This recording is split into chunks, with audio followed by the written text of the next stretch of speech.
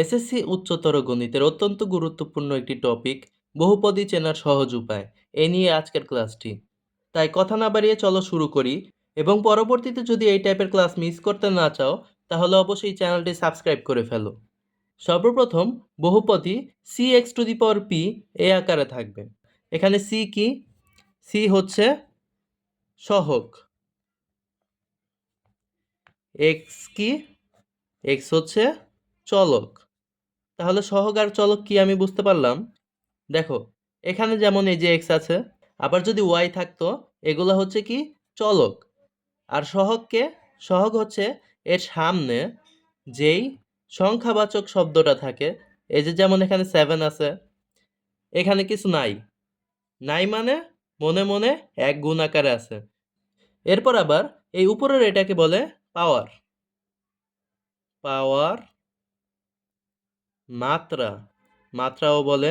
এর অনেকগুলো নাম আছে।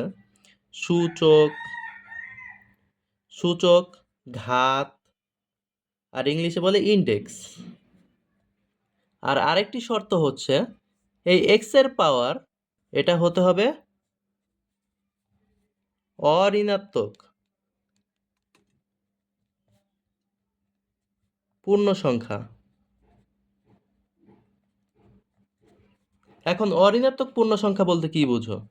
এই পূর্ণ সংখ্যা বলতে আমরা বুঝি 0, এরপর 1, 2, 3, আবার এই 0 থেকে নিচে, এই 0 থেকে নিচে -1, -2, অর্থাৎ ধনাত্মক এই শূন্য সহ সকল ধনাত্মক ও ঋণাত্মক সংখ্যা।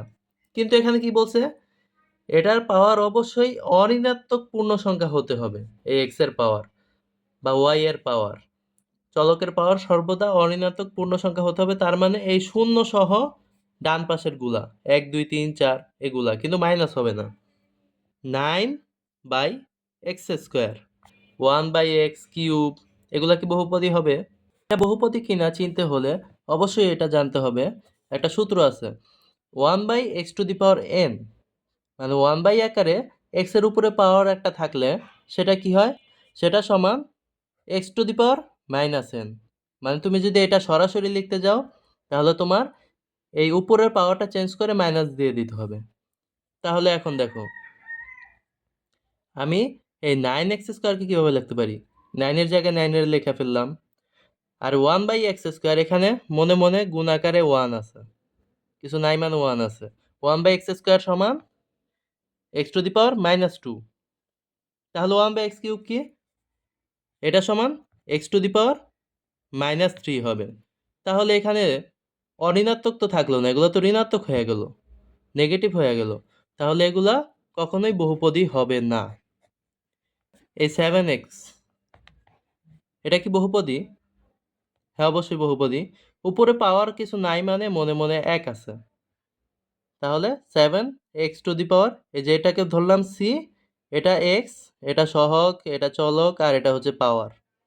আবার দেখো, যদি শুধু 7 থাকতো, যেমন এই যে লাস্টে যে 12 আছে, তাহলে শুধু 12, এটা কি বহুপদী? 12 এর সাথে কিছু নাই মানে 1 আছে গুণ আকারে।